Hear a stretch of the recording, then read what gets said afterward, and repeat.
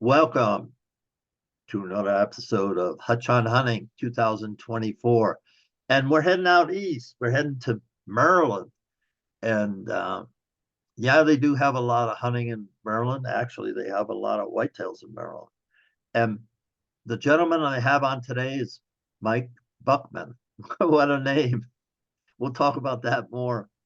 But Mike is the founder of Hunt Fish USA and Network Outdoors. Mike, welcome to the show. Thank you so much for having me. Happy to be here. So let's just jump right into it. What about these organizations that you're heading up? Tell us about it. Absolutely. Network Outdoors is the newest one. I'm a co-founder of that. My partner and I, Brandon, we're going on year 3 of this now, and the idea came off the back of looking at a lot of the relationships and friendships that we have, the long-term relationships that we have, stem from one common area, and that has been the love and the passion of the outdoors, whether it be fishing, hunting, hiking, even boating with some of the guys and gals. And as a result of that, we thought, why not try to build a network of people that are, have the same love, the same passion for the same things that we do, but also can use it as a business networking tool as well. So it's not your conventional networking meeting. It's not your conventional get-togethers. We have chapters in various states now. We're steadily growing. We just opened a recent chapter outside of Austin, Texas. We kicked that off with a sandhill crane hunt, which was very awesome. Ribeye of the sky. So that was cool. A lot of the guys got to get I out and haven't enjoy done that. that yet. I hear everybody that I talk to says to ribeye of the sky. Why is that? They're a big bird, and their cuts of meat, they're very tasty. They are delicious table fare, and they are much larger than any other bird that I've ever had the fortune to shoot. They're a big slab of meat, so it looks like a big old ribeye, and it's very tasty. Now, So do you maybe shoot 12 maybe gauge next year you can shotgun? get out there with us. Well, yeah, I'd love to, but 12 gauge with Yeah, T yep. shot or Shotgun, just like your goose hunting, duck hunting, nothing different. They're decoying, calling them. You got decoys, just like the same thing. okay, It's interesting. but they're huge. I mean, I've seen plenty of videos of them. Oh yeah, they're great. They're big, very big. They stand, uh, I don't know, I would say upwards of, just under your chest height at the top of their head. They got long legs, slender long body, and a very long neck. So do you have to head shoot them in the air? Is that the best way to No, you take can, them if you're out? using, bismuth or something like that. Um, you can get them in the chest and still kill them. Ideally, you want to head shoot them. So that would be a challenge for me.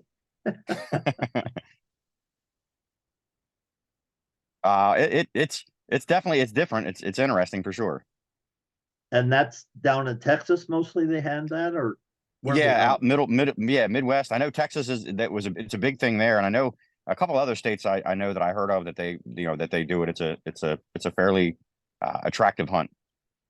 No, I know Nebraska has a huge crane area. Wisconsin has a huge sandhill crane area. Is that what you're shooting? Sandhill cranes? Yep, sandhill crane. Well, they make There's a couple pictures. If you look on our social media, you can see some of the pictures. I don't know if we have any video up yet, but there'll be some, so you can check it out on any of the social media platforms for Network Outdoors. We're on All right. I think we're losing your LinkedIn, bandwidth. Facebook, Your sound is Instagram, your TikTok. Where not? Let me switch off of. I was going through headset. Maybe that might be a problem. yeah, now you sound great. Okay, good. That's better. Yeah, because all of a sudden Okay. you just went away. So let's get back to Hunt USA and Network Outdoors. I interrupted Yeah. you So there, but no. that's kind of how I do That's it. going to be an annual hunt. So we'll let you know. We'll definitely keep in touch. Hopefully, we do a couple more podcasts. You on ours, and hopefully we catch up again. But we'll stay in touch nonetheless. And that's going to be an annual hunt out there. So maybe even semi where we do a couple of them a year. I'll let you know when the next one is. Yeah, can we It's gonna sponsor? be a Can lot of I? fun. Could Hutch on Hunting sponsor a kid? 100%. Absolutely. That would be fantastic. Okay. Well, put that in the Yeah, back of your mind. we'll circle back to that for sure. Yeah, just put that in the back of your mind. So let's get Absolutely. back That would to be. what you're doing now. So, again, a lot of our long-term relationships, we found that many of them were based off of meeting that person at either an event or something surrounding the outdoors. Some of them I met at sporting goods stores. Some of them I met, on a hunt, on the river, in the woods, in a parking lot, what have you. But the relationships that were created there, and the friendships that were created there, all have been, not all, but a very high percentage are very long lasting. I have friends that, we go to New York, we go and do a salmon river fishing trip every year up in Pulaski, New York, Pulaski, New York. And, there's guys that, I only see them once or twice a year, but, the bond and the friendship that you have with them, you keep in touch, text messages here and there throughout the year, but you get up there and you meet and you pick up like you never, like where you left off, like you never were apart. As soon as you get together, the banter starts, the talking, the conversation, the spending time together on the river, and just, you pick up where you left off like you never missed a beat. And it's been, it may have been 10 months, 11 months since you've seen that person. But those kind of relationships happen often in the outdoors. And the more people that I've talked to, a lot of people have those type of relationships, whether it be with friends that they're hunting with or guides that they've met and they do annual trips and such like that. But those kind of relationships are the kinds that we're trying to foster and build more of. And the more people within the network of the outdoors, the better off it is. Ideally, our long-term goal is to own property in various states and have locations where those looking to get into the events in the outdoor world, whether it's fishing, hunting, trapping, they'll have a place to go do that. A place that we can put them up, and have a better chance of being successful early in their career. I know anything you're doing, regardless of what it is, if you're successful, it's more fun. I mean, there's no two ways about that. When you're accomplishing the goal you're setting out to do, it's just more fun. So, having a network of people that love the outdoors and are willing to share what they're doing and their experiences, some even the places that they have to hunt, especially in the waterfowl world. A lot of guys we have are big duck hunters, big waterfowl hunters, and you're going out, you're setting up the spread, you're spending the time to get out there, and you only have two or three people, but you can fit six in a blind. And they post on the internal board. We have an internal messaging system. They'll post, "Hey, I'm going to be on the bay, this day. Anybody want to come? Just show up." You don't even, if you don't have a gun, you don't even have to bring anything. You just show up in warm clothes, and they'll supply the gun, the ammo, get out and enjoy the experience. And having people that are willing to do that, it's a great feeling, knowing that we're fostering and building a bigger awareness of the outdoor, because conservation comes from license sales. And, the more people we have involved doing this and get involved doing this, the better off we are within this, the conservation side of things. So, spreading awareness and just getting more people involved in the outdoors how we can is our primary goal. And, secondary goal that, subsidiary to that, people are building business relationships within the network as well. And, we've started other luncheons with other groups. So, now we meet once a month at each chapter for a monthly meeting. And typically that what we found to be one of the most enjoyable events that we do. We shoot trap or skeet because any level of shooter can enjoy that. Whether you're a novice or an expert, whether you've never shot before. We've had a couple people that never shot a shotgun before come and show up to the shoots and break 2 out of 50 targets and just absolutely fall in love still. And now here they are. They went out and bought their own over and unders. They went on a couple pheasant and quail hunts, and now they're falling in love. They've become lifetime members of Quail Forever, Pheasant Forever, and here they are. If it hadn't have been for coming to one of the meetings, I don't know that they'd ever be in the situation that they're in. And now they're a huge part of conservation for upland birds.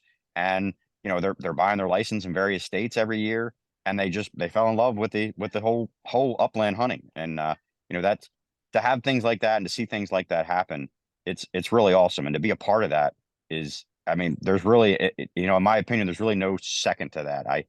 I've been very fortunate to be a part of quite a few people's first deer that they've taken, or first buck, or biggest fish of different species that we offer here in Maryland. And to be a part of that and to introduce people to that, there's only one time that somebody gets to do something for the first time.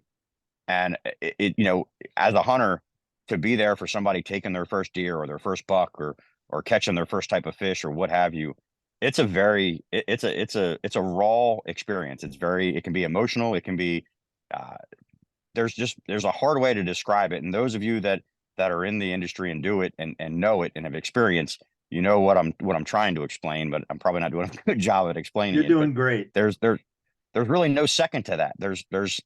It's a feeling that of just jubilee, if you will, that you know it's something that I want to be able to be a part of replicating for as many people as I can, in as many areas as we can. And that's one of our biggest primary goals on the back of Network Outdoors. And uh, Hunt Fish USA is something that I started a long time ago because of that same situation. You're just introducing people to the outdoors. In our local area here, I many people know me as the guy that they go to either get tips or information on where's hot to fish, or where can I go find a deer if I want to just shoot a doe, or what, or any good bucks of that I can go chase. And I have absolutely no problem sharing anything that I know on any of the state lands that I tromp around on. I'm tickled to death to tell somebody, hey, I saw a good one here. This is what I know. And if they're able to go out there and close the deal on that deer, I'm just as happy as if I shot it. Sometimes even happier, especially if it's their personal best, or it's a if they're able to go have success on the back of the information I'm able to tell them or feed them. I enjoy that just as much as I do being the one to be able to take the animal. So as a result of that, you know, I have an excess of hunting and fishing supplies. I have a garage full, a shed full, a man cave full of all kinds of different variety of things. So, anybody looking to get into the outdoors, a lot of people will send them my way, and I'll outfit them up. I'll get them what they need clothing wise, and if we're going to go hunting, I'll have an extra firearm or an extra fishing pole, whatever it is that we're going to go do. I typically have enough to help support whatever it is that they're going to need, or the group of people we need to get out there and go do it and introduce them to it. And then, you know, it, I haven't had anybody yet, I say that, knock on wood, but I haven't had anybody yet that I've taken out that hasn't had just a great time in what we're doing, and then want to continue it and do more and just become an addict. They're, well, what do I need to do this, or what do I need to do that? What do I need to buy for this, or how much do I need to spend on that? And so to help them through that whole process and get them geared up for what it is they want to do so they can be successful doing it. It's something that I absolutely love doing it. And like I said, it's something that I want to repeat as many times as I can. Ultimately, the idea is, like I said, to own land across as many states as we can.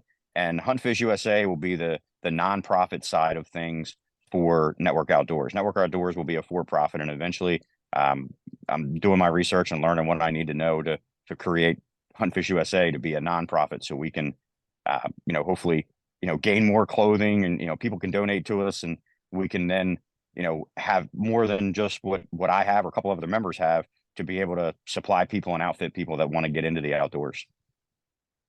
That we should put that what you just said at and can it, which we already have, but that's one of the great things about hunting, the hunting community, let's just say it that way, because there's thousands of people just like you, Mike, just like myself, that have enjoyed the hunting world, the hunting experience. And while we were talking, I went back to my first rough grouse in Foster Center, Rhode Island, that I shot with a single shot, 20 gauge shotgun, coming out in the snow because it was cold, and I got it, and I was ecstatic. That's my first trophy, and I'll remember that forever, because that experience, I did it all by myself. I didn't have a dog, so I was just looking for wingtips in the snow. because a guy that was mentoring said, "This is what you want to look for, and just get out in the woods and look for it." And I did, and I stopped. As soon as I stopped, I brought my shotgun up, and it was all over because it came out, and I got on it, and that was it. And you can't replace that, ladies and gentlemen. And what Mike is doing, hundreds of other guys and gals, organizations are doing throughout the country, because where he comes from in Maryland, the Eastern Shore, I believe you're on the Eastern Shore, aren't you, of the Bay? Yes, sir. Yes, Chesapeake sir. Bay.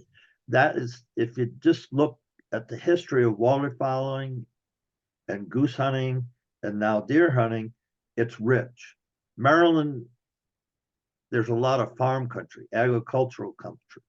There's a lot of marshes, a lot of public land where people can have these type of experiences. You might not think so, but it's there. And if you go back in the history books of the saying, the decoy industry, if you have some of those early decoys, they're worth thousands of dollars. In fact, Yeah, Madison Mitchell.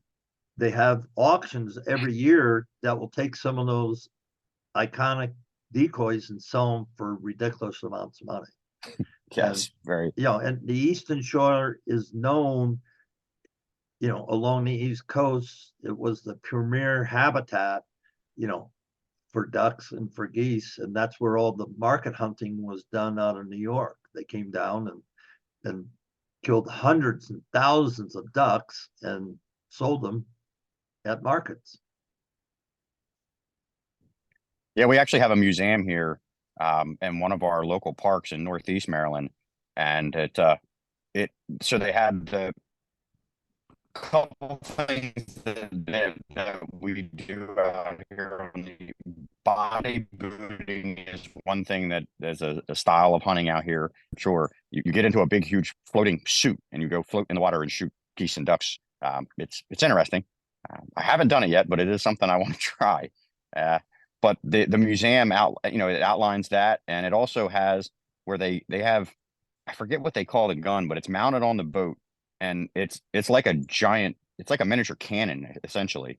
Um, it, it's uh it's pretty impressive, and the farmers would load, or the hunters, they would load up everything that they could in it, nuts, bolts, washers, it didn't matter. They packed the powder, packed it full of whatever they could put in it to shoot, and the boat lays very low to the water, so they would paddle out to the ducks on the water, get out where they were, just where the distance they wanted to be, and they would fire, and they would kill just massive amounts of birds this way out here on the Eastern Shore for, like you're talking, like the market, to take ducks and waterfowl to the market. It's very rich. And It was one of the big that, decoy carvers out here, right. and that's And there's shows every year that are out here, and that's hand carved decoys. I don't want to be say that they originated out here, but it's there's the beginnings of hand carved decoys.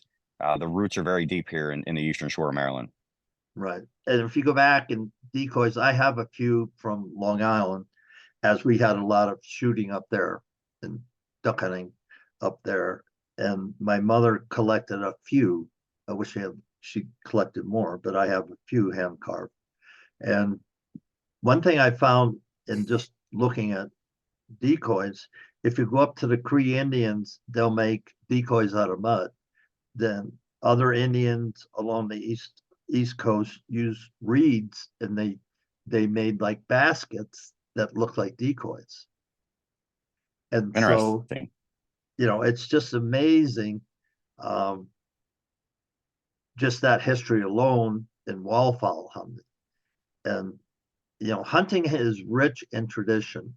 And I'll Absolutely. just say this, that it's a shame that people who are anti-hunters don't spend some time in the library and do some research and understand the integral part of hunting has been in the civilization of America. Absolutely. I mean, it's what this country lived on. I mean, that's without it, without trapping and hunting, we wouldn't be here today. No. And without, up on the Mayflower, without the first Thanksgiving where the Indians came in and basically fed them and then taught them how to farm, and grow corn, hunt, fish, and trap, they would have perished. Absolutely, without a doubt. And so if you're listening to this and you're a hunter, fisherman, outdoorsman, hunter gatherer, be proud of what you're doing. And if somebody gets in your face to say, wait a minute, you haven't done your history about this country. And they'll say, oh, that's not important. You go, well, you're here because it was important. Absolutely. So hunt and fish and network outdoors. Let's talk about right now. Every hunter, fisherman, outdoors person makes mistakes. They go, oops. And if you're lucky enough, you didn't get hurt. And there's a gazillion different ways. And I made enough mistakes, but I survived. You know, almost shot my foot, but I didn't shoot my foot. Almost fell out of a tree. Well, my tree stand broke, but I was in a white pine, so it broke my fall because white pine snapped, the branches snap really easy. So my chain snapped to my tree stand because I was just starting to hunt and I didn't have a heavy enough chain. But anyway, it snapped and I fell about 10 feet. Got up, good. Oh, that was interesting. Don't think I'll do that again. So things happen in the outdoors. If you're a duck Absolutely. hunter, if you're a duck hunter, I know hunting the Mississippi Flyway out of La Crosse, Wisconsin, I should have got off the water sooner than I did. And, you know, it was hard getting my dog and myself and my decoys, my shotgun back to the landing. But we made it. But, you know, lessons learned, and it could have been really bad. And that does happen to people because the weather turns and the wind turns Oh yeah. and you're out there in a small boat. You're now out there with a tender. I had a sport canoe and that's what I had.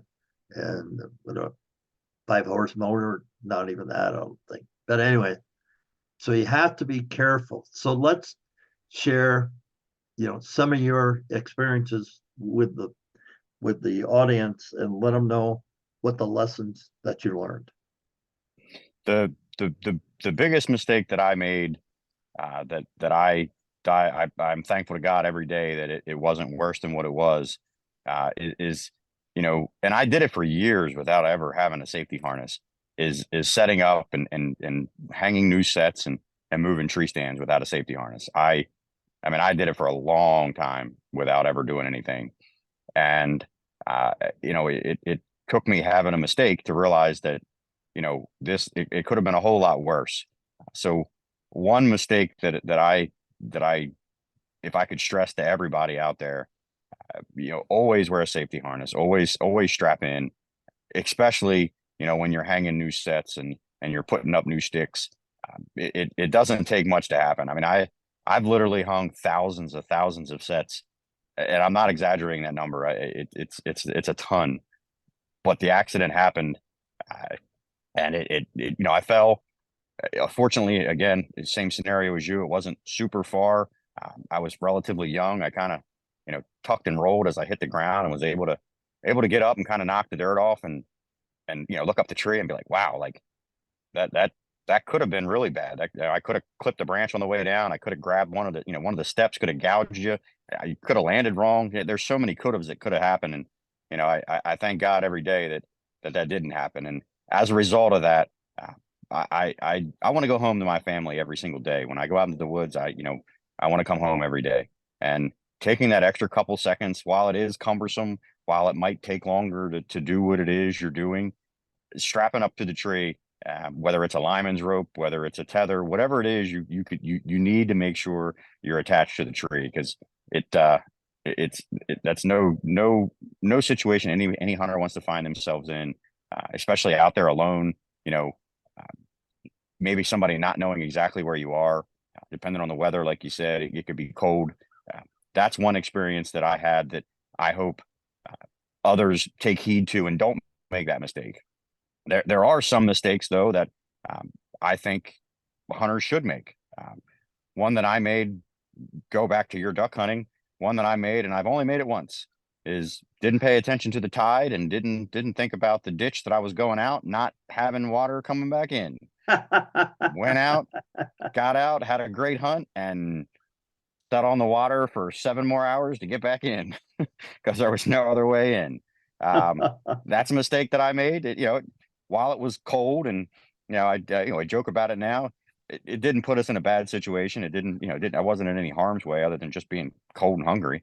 But you know, that's a mistake that I made. That I've only made that one time. I've not made that one again. I'll check the ditches I'm running and make sure that if it's low tide, how much water they got, and gear my hunts around the tide if need be for those certain situations. But I do think that some mistakes like that are mistakes that as you make them, you can learn from them. And anything we do, as I said earlier, it's more fun to be successful doing it. But in order to be successful, in most cases, you're going to fail. So take your mistakes in stride and look back at them and learn what you can from them. Some of my most valuable hunts were hunts that I didn't succeed. I didn't close the deal. And after the fact, when you look back on them, a lot of times you realize, well, you know what? I bet you if I'd have done this or if I'd have done that, it might have been a different scenario or a different outcome. And sure enough, you're put in that same situation, and you don't move when you're not sure if the deer can see you or little things like that. And those learning from those mistakes are what made me a successful hunter for sure. And I've been very fortunate to be pretty successful over the years of hunting. And many of those successes came on the back of doing something the exact opposite of that for years in a row, getting to learn what to do right and when to do what. Do you keep a journal? I absolutely do. Very, very detailed. And I got one going back. I was just actually talking to a buddy of mine about this. I have a journal back as far as 17 years ago. Good for you. And Yeah. folks, you're not going to remember the way the wind was blowing, the temperature, the humidity.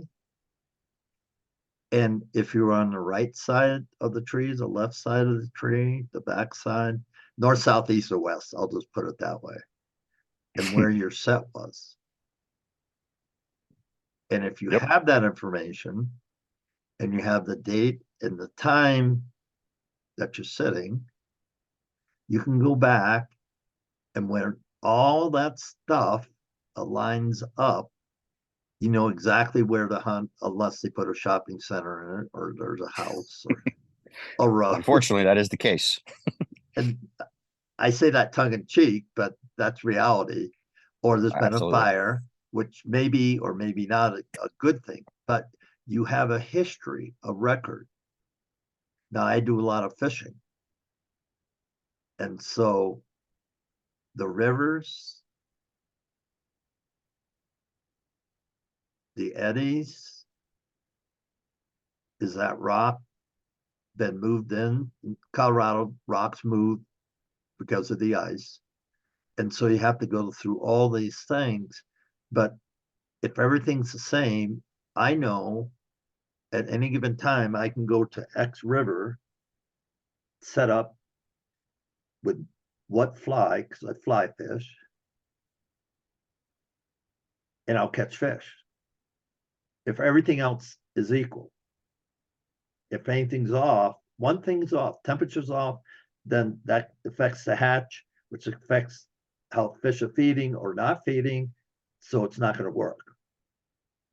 But if you keep a detailed journal starting today, starting when you're shed hunting, if you're a shed hunter, or if you're just looking for there's snow out there now, so you're looking for trails, you're looking for bedding areas where there's thermal cover, all these things in the whitetail woods, that all gives you evidence. So even today, if you go out public land, I'm not talking private land, I'm just talking public land, then you go out and take notes. You can do it in your phone, you can transcribe it later and keep a detailed record.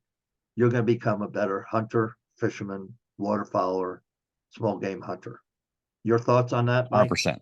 I couldn't agree more. I geek out on it really bad. Especially like trail cams and like the data that's there. It's that's a huge reason for a lot of my success. And the more that I've done it, the more that I've learned that. So I whitetail hunt primarily. That's my I love to bow hunt. That's my passion. That's my obsession. I love to get in close on 4.5-year-old bucks and better. And looking at all that information and all that data over the years, over the last couple years, I've learned to realize that deer are extremely patternable, even when the pattern is vague, if you will. I have deer that show up on certain farms that only show up for a very short time period, but it's the same deer every year within a 3-day window. I can set my clock and know that I'm going to see him within these 3 days. Why is And that? and I'm going to uh, interrupt you. Why it's is that? post it's pre-rut, so I believe they know when certain does come into heat, the time of the year that they come into heat. So I think they're traveling to these areas to be there for that doe. That doe let her breed him last year, so odds are that doe, because the doe chooses the buck that gets the breeder. Right. She doesn't just lay down for any buck. So if that buck was able to successfully breed does in this area, then he's going to go back to that area. And I've been fortunate enough to have a couple properties where a couple were travel throughs where I just saw them a couple times a year, but others where they came to and they stayed for maybe not a long time, but long enough for me to get a couple hunts in and have a crack at them. One of my proudest hunts, a buck. I watched him when he was a year and a half old, just a very nice frame 6 point. Saw him that year. Then the next year I saw him again within that same time frame. I'm like, that looks like, that deer just a little bit blown up. And you go back and you look and the one thing that was the distinguishing character, and this was the one deer that when I saw him, I realized what was going on and started to go backwards and look at a ton of other pictures and realized that, this was happening on multiple properties. This deer had a white patch on his leg that stood out and on the front of his leg, not like a second white patch, not like a dual chest patch, but he had a second white patch on his leg. And he went from a 6 point to an 8 point. The brow tines kept the same style, same curve, but he had that white patch, and I knew it was him. I was like, oh wow. And I looked the year back. I'm like, man, that's a day later. I got the first picture of him a day later. And then, he hung around for that time frame. Then the third year he came in, and it was the exact same day as the first year, and it was the same deer. And he was an 8 pointer, just a little bit bigger, 3.5-year-old deer. And I was like, wow, like it's only one day difference in the same area for this deer showed up. And so the following year he was going to be 4.5. Had no idea what he was going to look like, rack wise. But the age class is what I target. I'm not a while I like them to have big headgear, my goal is to reach a certain age class and then shoot them. What they have on their head is a bonus, right? I just like chasing mature whitetails, and I believe 4.5 is when they reach that mark of becoming a different animal to hunt. They're much keener on their senses. If they've made it 4.5 years, they're a pretty tough animal to get within bow range and kill. But I look back on cameras and I'm like, all right, the winds are perfect. This is day one. He didn't show up. Day two, I can get into this spot. I said, I didn't see this deer all year. No pictures of him. No nothing. First time went in and hunted the set. Here he comes in and I killed him the very first time in, and the first time he showed up on the property, I killed him. And doing that and having the history there and building that history with that deer, and then being able to put all that together and go in and sit in the stand and kill that deer the first time he stepped. And I am confident the first time he stepped foot on my property and I killed him. That feeling, I was like, wow, like that was a rush like no other that I've killed. And he wasn't the biggest buck I've killed, by far. He was, a mid 130s 8 point, but the just connecting all the dots and being able to be successful in that way, in that fashion, was the adrenaline rush was just amazing. Like it was second to none. Like after I released the arrow, like I get excited. I've been able to where I can usually keep my cool until I release the arrow or until I squeeze the trigger. After that, it's everything goes to heck. This one I had to hang my bow up and sit down on my stand because my knees were shaking so bad. I thought I was going to fall out. Like it was just it was unreal. Like I'm sitting down and I'm just shaking, like just uncontrollably with adrenaline. And it's like, man, like, and it wasn't the biggest deer. It was just all the pieces that went together to make all that happen.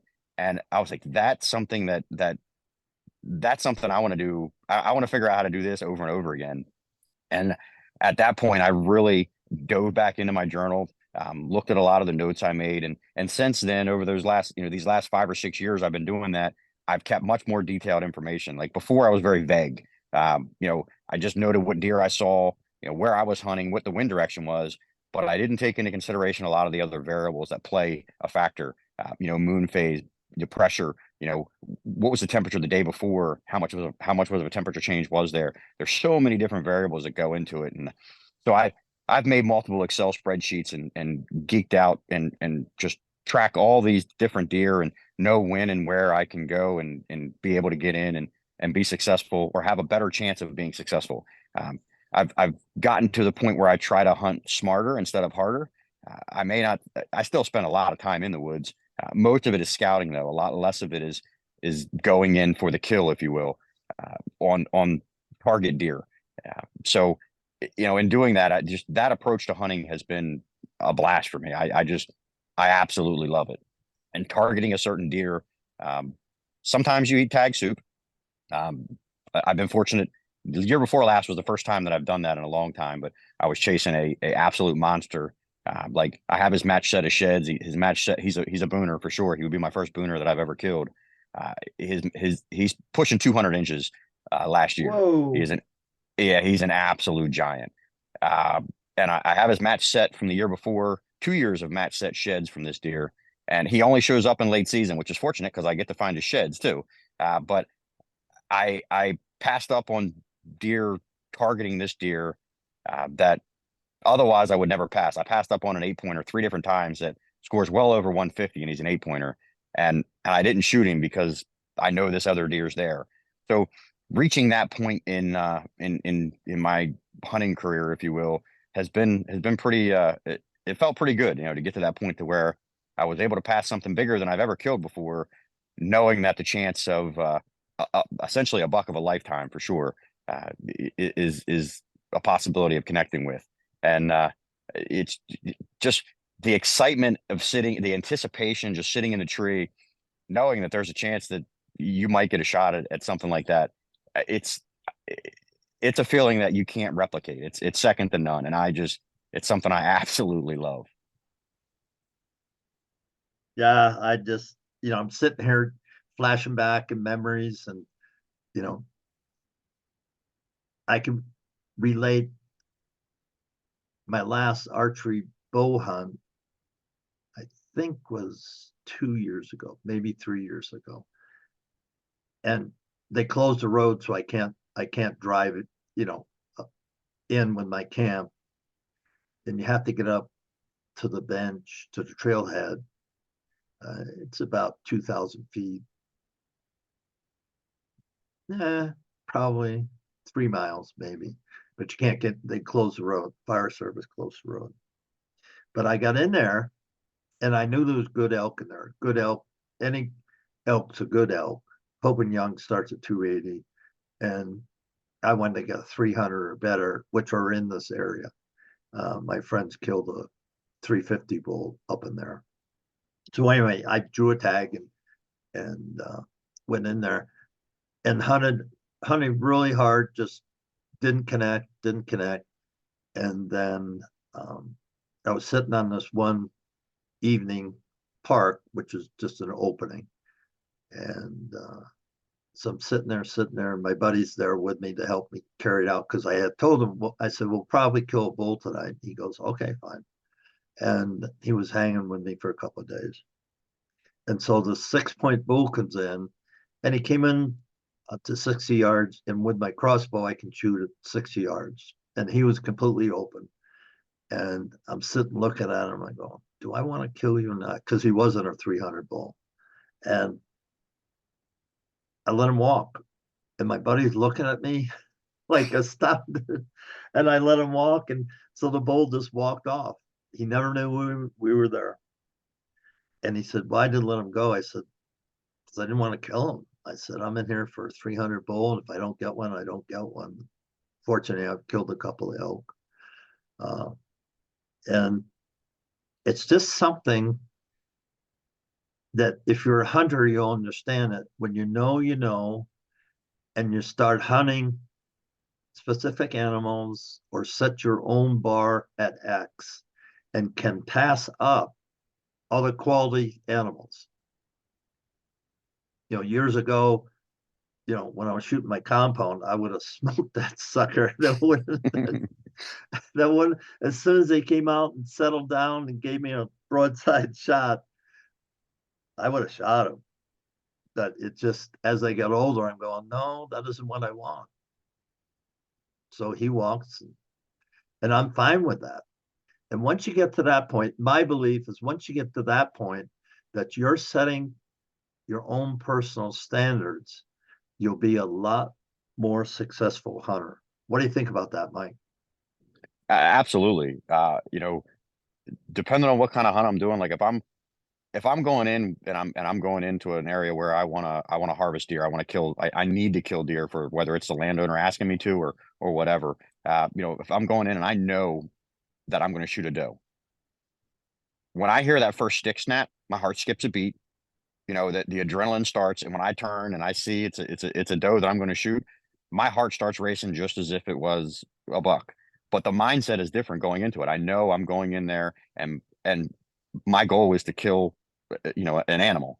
But going in then with the mindset that I'm hunting this specific animal, this that mature buck that I'm chasing, you go in and you see a smaller doe, or you see a doe or a smaller buck. Well, just observing deer and watching them more and having them be around you, seeing what they do, seeing how they react to different things that happen while you're just observing, because you're not in kill mode. You're not in that hyper focus, you know, where's he going to walk? When's he going to clear this? When do I need to draw? When do I need to shoot? When you're not in that mindset, you're more relaxed and you're watching what's happening, seeing how they react and what they do and how they commingle.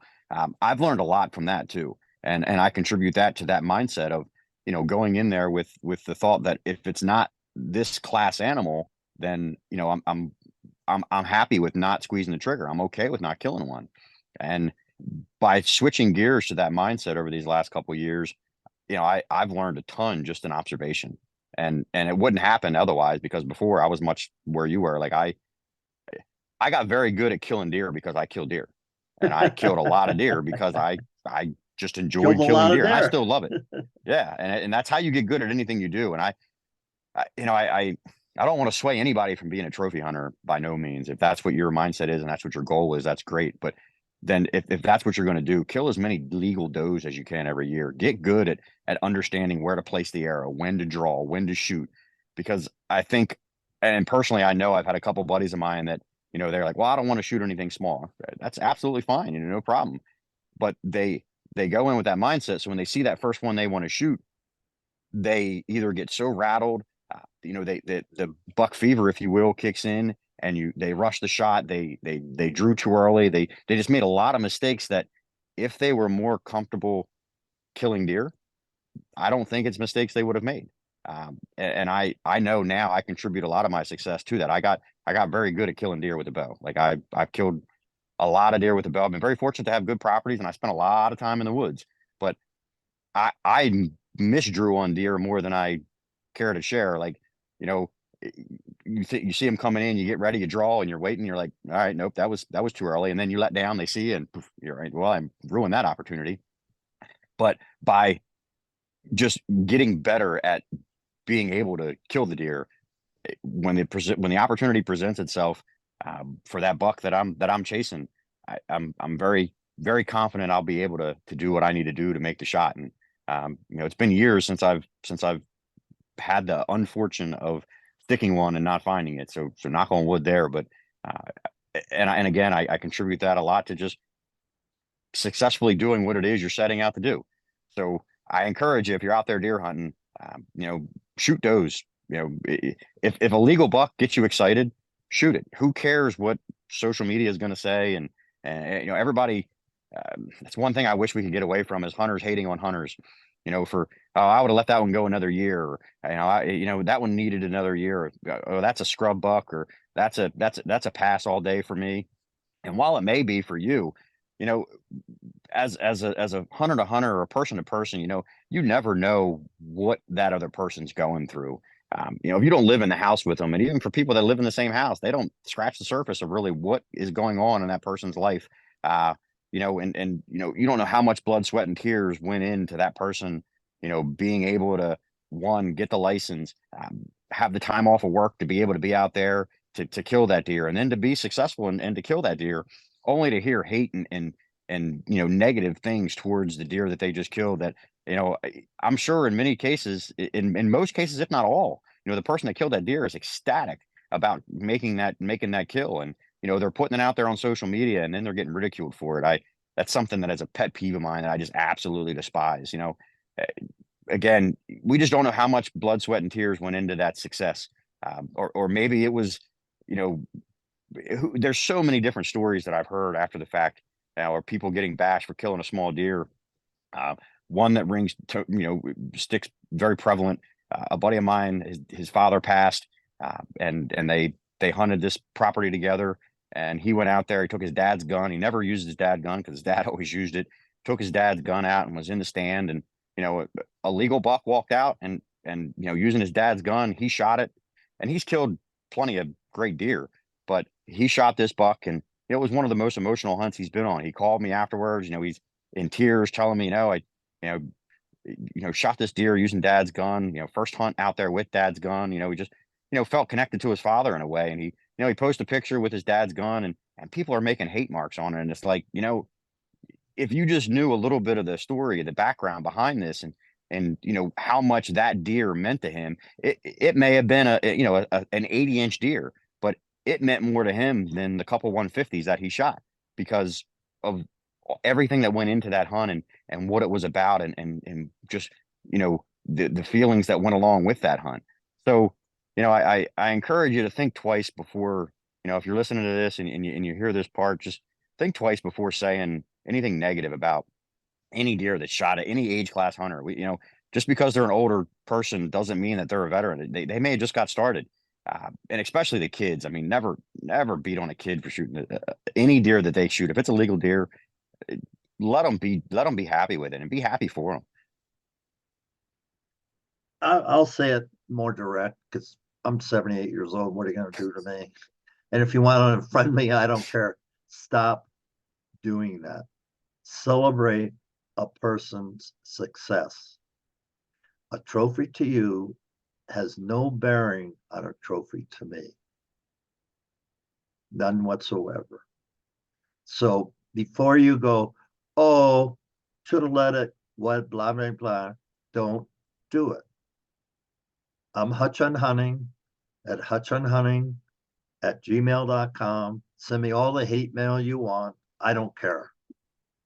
Because hunting and the tradition of hunting is under attack. And if we don't change our tactics,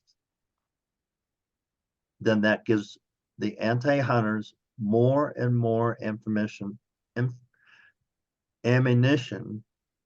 to say, well, they don't even keep their own house in order. Look at this, Absolutely. look at that. The other thing about social media, you do not know who's posting that. You really don't.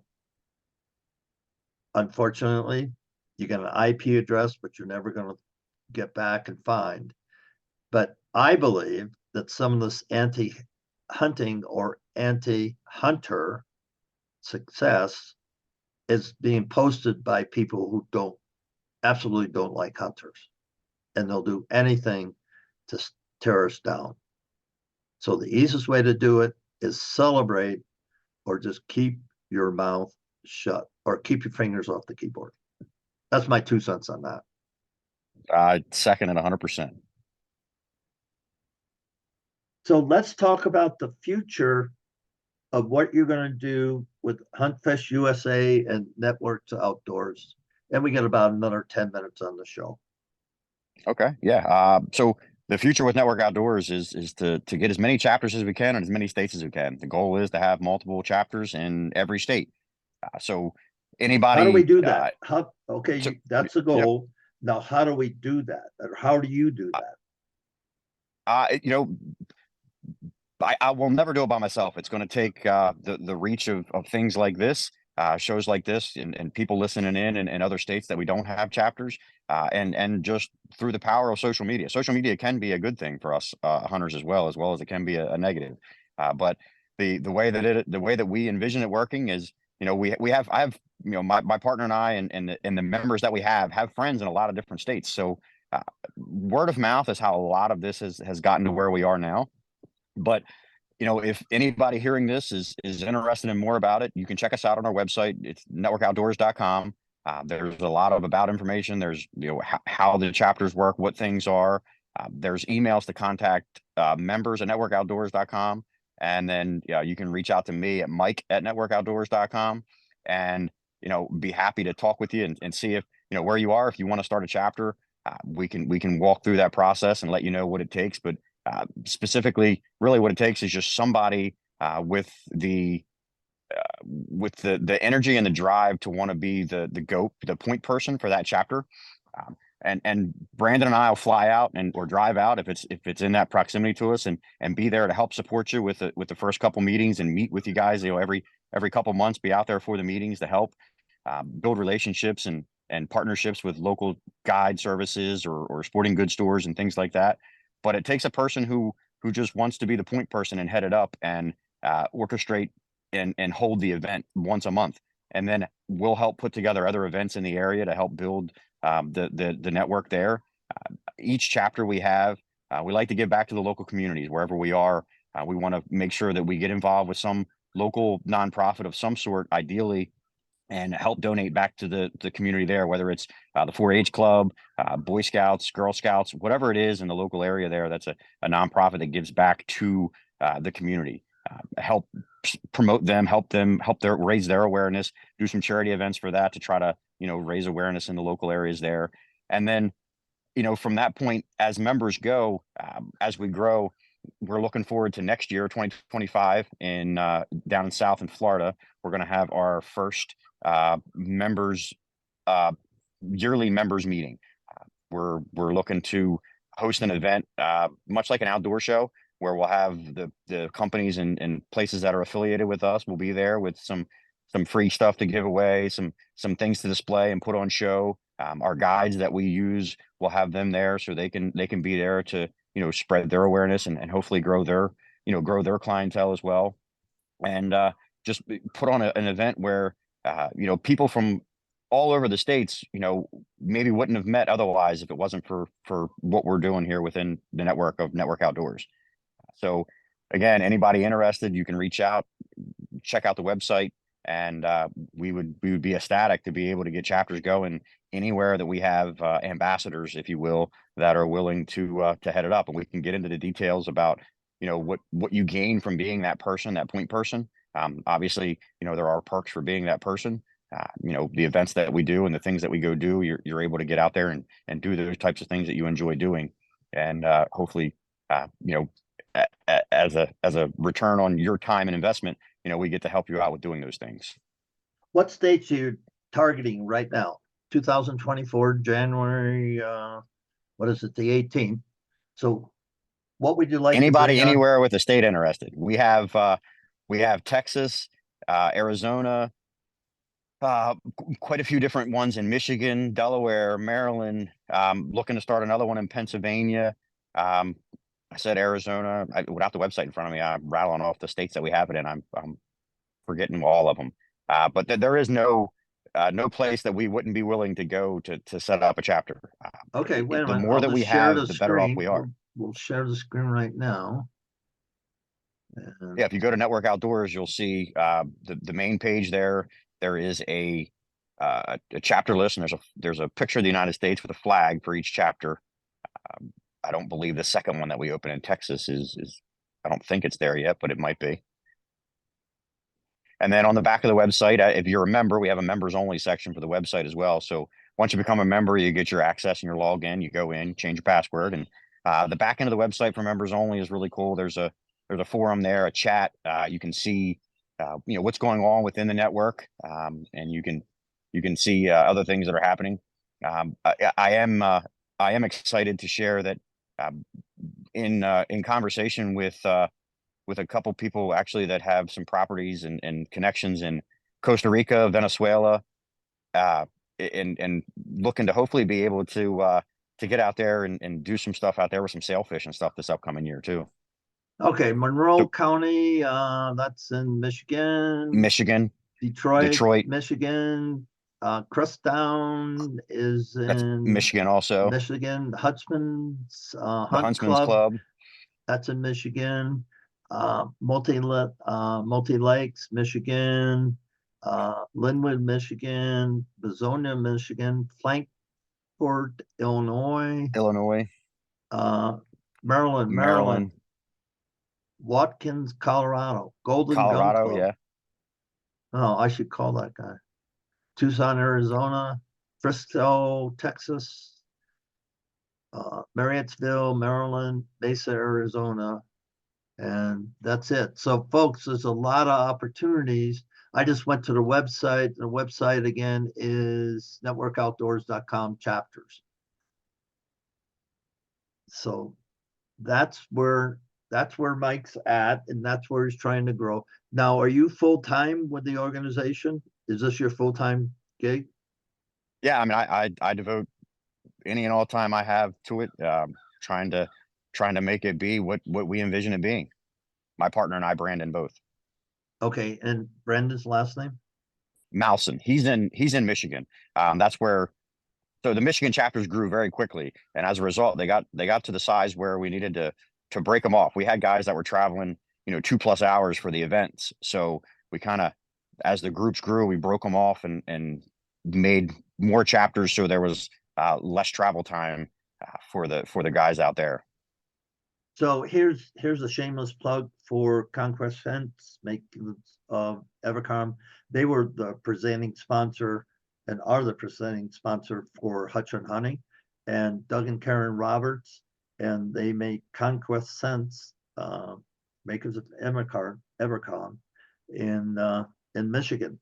And so have Brandon get a hold of them, Doug and Karen, and say you talked to Bruce on the podcast and would like to talk to you about what you're doing, how you're doing it, how it would benefit him to collaborate with you guys. I've been using Conquest Sense for years. And it Uh, works. And Evercom is probably not probably, it is the only scent that I've put on as a cover scent that I've had deer or foxes walk over and pay me zero mind. they don't It care. is They now don't care. there's no alarm. It's not about attract. No, there is. They have the attractings, but the cover scent, the deer herd in a stick, is just I don't go in the woods without it. I absolutely love it. No, and it works. And I don't film because I like the experience. I have a buddy who's killed a lot of deer, a lot more bigger than I have. And he doesn't film at all because he wants to enjoy it himself. And he's I not film, and I interested. can tell you, it definitely adds another aspect to it, and Well, it definitely it, does. But having said that, and if I had the film, because I remember one time I was calling Doug, and it was just the perfect day. I was covered over by bucks. I had a buck, an 8-pointer chasing a 6-pointer away from a doe. The doe was maybe 30 yards away. And so the bucks were there sniffing, doing their thing. And then they came, and I get a picture of the tracks in the snow by my boots because I sit on the ground. No, I ground hunt because okay. I'm too old. I just won't get up in the air anymore. I just refuse to do it. And well, I'm not going to do it. And I don't like pop-up lights. So I camouflage myself. I've gotten pretty good at that. Killed deer off the ground. But anyway, they came right at me. I'm going, oh my goodness, they're going to run right into me. And they didn't, but I have pictures of their hooves right in front of me. And I had my crossbow, but it was, they were moving way too fast. So I didn't get a shot at all. I would have killed the 8-pointer.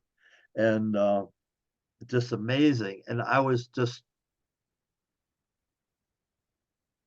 covered up with Evercom, and I use the release that it sends just a puff out, so it sends a mist out.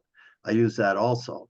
But around me when I'm setting up, I use the wicks, and I use the mist, and then I just put Evacom on my shoes when I come in, and then the trees that I'm sitting with my back. I got one stand.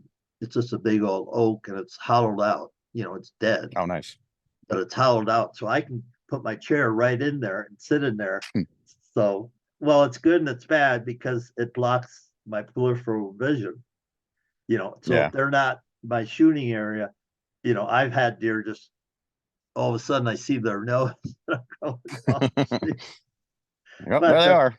that's the way that's the fun of it. But anyway, having Absolutely. said that, there's a shameless plug for Conquest Sense, Doug and Karen Roberts. So have Brandon get in touch with them. So Yeah, closing absolutely. closing remarks when we'll set up the show now. Yeah, I really appreciate you reaching out and having me on the show. I enjoy what you post. I see you on LinkedIn, and I'm really grateful for having me on the show. And I hope it's something we can do again. Anytime you have an open spot and you need time, I can talk hunting and fishing anytime. All right. Well, I wish I had you on. I did have a whitetail podcast for a number of years. I can't say the name of it because I don't know the trademark to it anymore. My ex-partner does.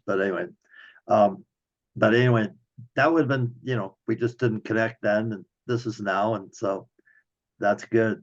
But on behalf of Hutch on Hunting and my entire audience throughout North America, because I do have people up in Canada and North America, I want to thank you, Mike, for what you're doing in the hunting industry for all ages, not just kids. We're talking about anybody that wants to get into the shooting sports, the outdoor adventures. Get in touch with Mike at Network Outdoors, and he'll get you lined up. And hopefully, I'll see you next year down in Texas on a sandhill crane hunt because I've heard about it. And I've just never done it. Never had a Well, if reason you can to. get me on some good fly fishing out there and an elk out Oh, there, I'll that's come your easy. way too. Fly fishing's easy. That's the easiest thing. The elk hunting anymore, folks, and that's why I have Hutchin Hunting at my consulting service at hutchinghunting.com because I help people just like Mike, sort it out because hunting holes are really hard to find anymore. Yes, they do exist, but with the way Colorado is going, it's the last state that has as many unlimited tags for both rifle and archery for elk. Now, the deer, you have to get a limited tag, but elk, you still have over the counter tags. And unfortunately, thousands of people come from all over the country to hunt Colorado. Yeah. And they're really good at what they do. And people like me help them get into places that maybe somebody else wouldn't be able to get into by just logistically access and basins and stuff like that, or things like that. But all my old places that I knew in 3 days, if I got into the right basin, I would see an elk. I'm not saying kill an elk, because elk success is only on private ground, less than 20% for all seasons. Wow. Yeah, that's what it is. And private land or with guides, it's a lot higher, because private lands, where do you think elk go when they're pressured? Yeah. Where They they're go not to getting as where much there's no pressure, right? pressure. They go to Right. no pressure, and that's private land. So there you go. But I'm very thankful for private land because that creates sanctuaries for these elk that are getting pressure. So hutchinhunting.com. Go and visit me.